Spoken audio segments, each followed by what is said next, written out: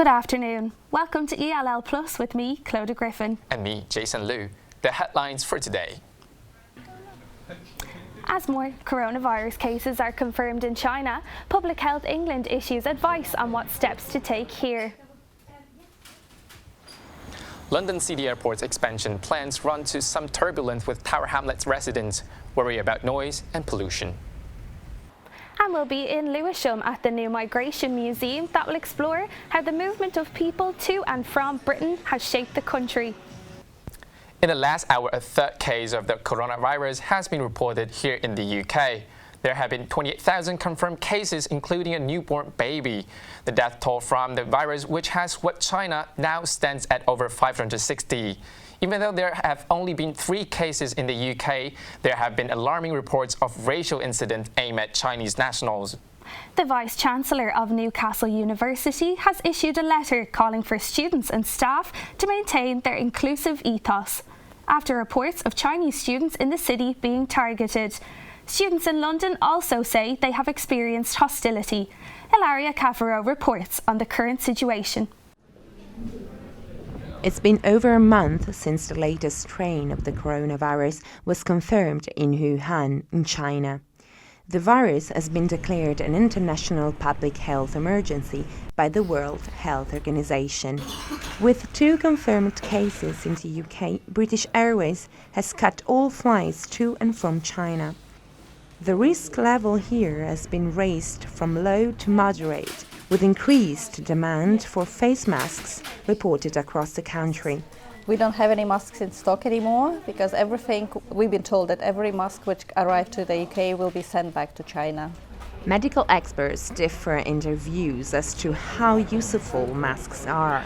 Masks will protect other people, so if you wear a mask and if you sneeze, the spray of your sneeze doesn't go as far as if you wear not a mask, but it doesn't help you per se from getting the infection. There have been no cases in Lewisham so far, and the NHS has released advice for the public. We see quite a lot of students from China who have been home over the New Year and in the Christmas period, and if they come home and they display symptoms of feeling unwell, common cold, fever, coughing, it's best for them to stay where they are in their home, in the flat, and call us. In the UK and in other European countries, panic is spreading much faster than the coronavirus itself. For example, in Italy, cases of discrimination toward Chinese people led to Amnesty International blaming fake news among the causes of the recent anti-Chinese sentiment. Although only 2 cases have been confirmed in the UK, the virus anxiety has led to racial discrimination here in Lewisham too. Just on the road, one man shouted to me, saying, "Fuck off, Chinese virus." I feel scared. As fears and misconceptions spread, the World Health Organization has started a campaign to educate people about a new virus. Ilaria Cafaro, East London Lines, Lewisham. Campaigners opposed to the expansion of London City Airport claim that vast majority of those responding to a consultation were against the development. They say 85% of the respondents rejected proposals to increase the number of flights. Tower Hamlets has been voted the 5th worst borough in London for air pollution, and some residents are worried that the airport's expansion will increase noise levels, impact on health and exacerbate climate change. Ellen Coughlan reports. London City Airport's £480 million development is underway. The development will see 8 new aircraft stands, the equivalent to the size of 11 football pitches. The UK's first digital air traffic control tower. The easterly and westerly extensions of the terminal are quadrupling its size.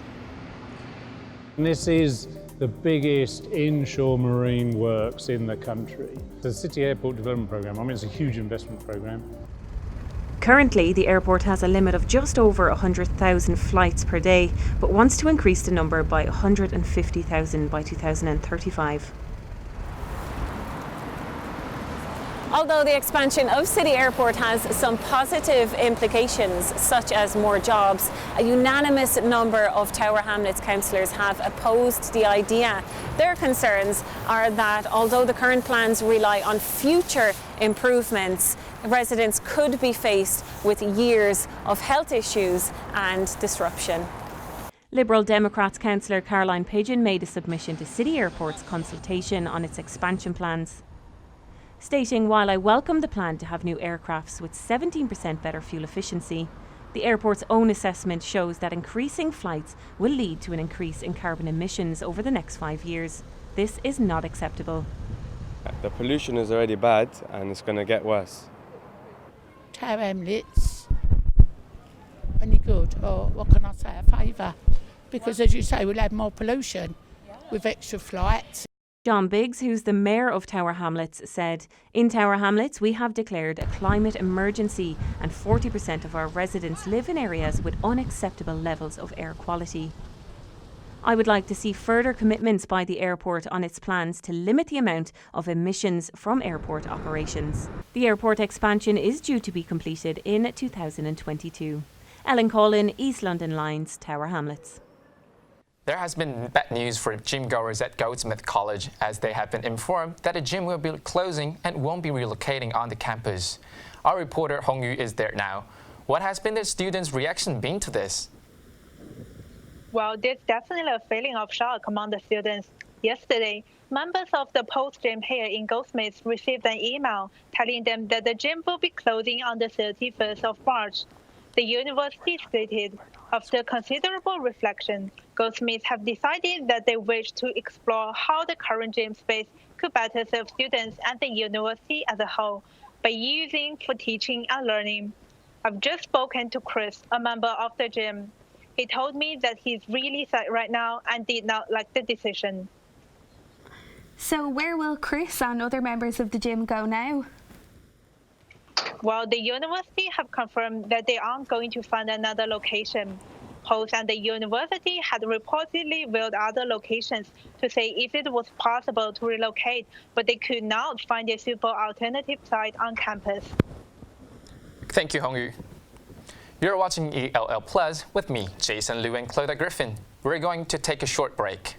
See you in a few minutes, where we'll be finding out about a migration museum opening next week in Lewisham.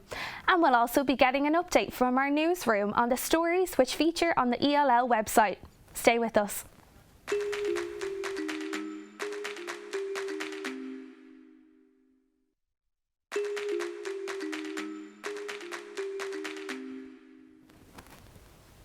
Welcome back to ELL Plus.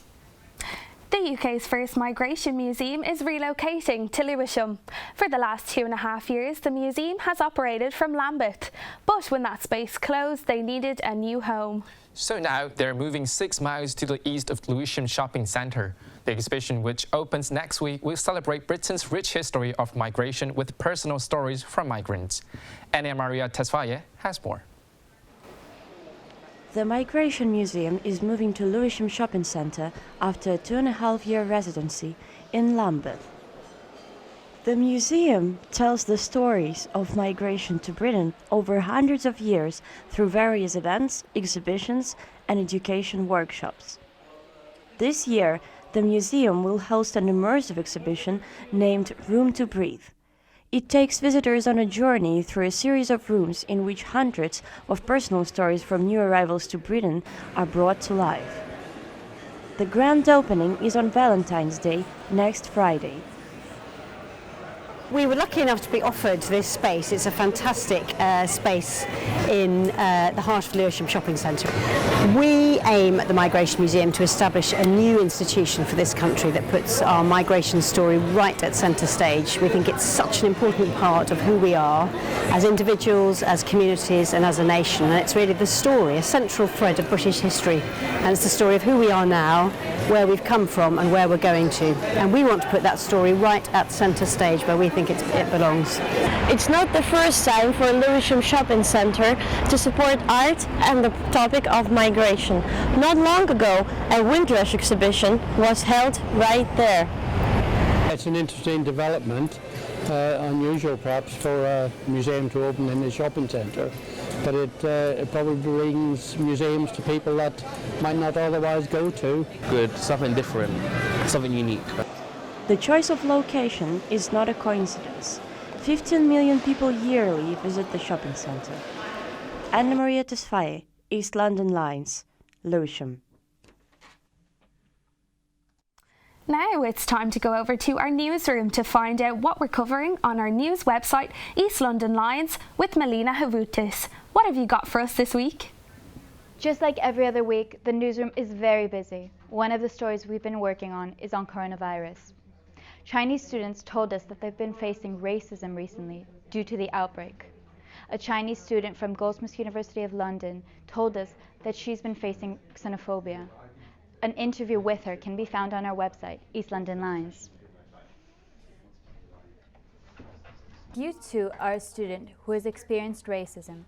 You can find a link to the Student Advice Centre on our website.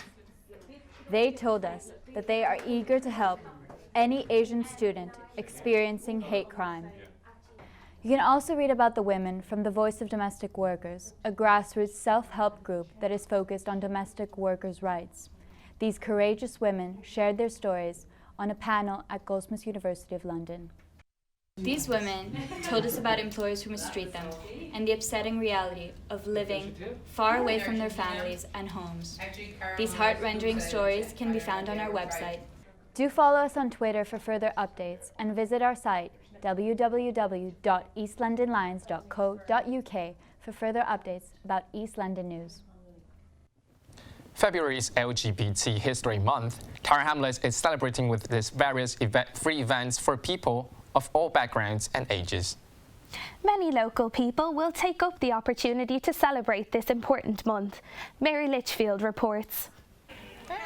Tower Hamlets prides itself on being one of the most diverse boroughs in London. This year's celebrations, backed by the council, the police, the charity ELL, which offers mental health support for members of the LGBTQ+ community, and Swan Housing, kicked off on Wednesday in Poplar.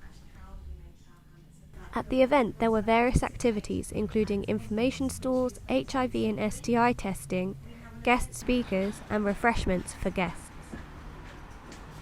For us, what's really nice is that quite often we do things around other parts of what we often see as the kind of cultural calendar that aren't celebratory, and I think History Month really does give us an opportunity to celebrate and to really be visible, and we think that's really important. So to be out there, to be visible, to be connecting and making connections, and also to be, so for us, for example, all the events we do are yes, they're about LGBT History Month, they're often about LGBT history, but they're also about inviting everyone to be participating in them. So all the events that we do have a further aim of increasing acceptance. A performance of This Is Who I Am by Ice and Fire featured the stories of LGBTQ+ asylum seekers. A Q&A panel with representatives from various LGBTQ+ communities and charities, including the Peter Tatchell Foundation, which promotes decriminalising LGBT in the Commonwealth, and other issues the community faces today. Just in England here, a couple of weeks ago, there was an article saying that the Church of England says that sex only happens between married couples if they are heterosexuals. So you see, this is always sending a message out that, we are not people. He was like, if he continued to live with his dad... In a study released by Gallup, 5 out of 10 people said that LGBTQ+ people modify their behaviour in public to avoid being targeted. But only 4 in 10 thought that violence against LGBTQ+ people is a problem. There are 2 events on next week in February. The first is a free screening of the LGBTQ+ older women at Positive Eastern with the director of Women Over 50 Film Festival, Nuala O'Sullivan. There will also be a family fun day next week with arts and crafts. The LGBTQ+ community are under no illusions of the risks they face. Harassment, being attacked, just because of who they are. The event today does highlight some of the issues they face and raises awareness of this. However, the statistics still show there is a long way to go in accepting the LGBTQ+ community. Mary Litchfield, East London Lines, Poplar. That's all for today. Thank you for joining us on ELL Plus. Goodbye from me, Jason Liu. And from me, Clodagh Griffin. And don't forget to check out our website www.eastlondonlines.co.uk for the latest. Goodbye for now.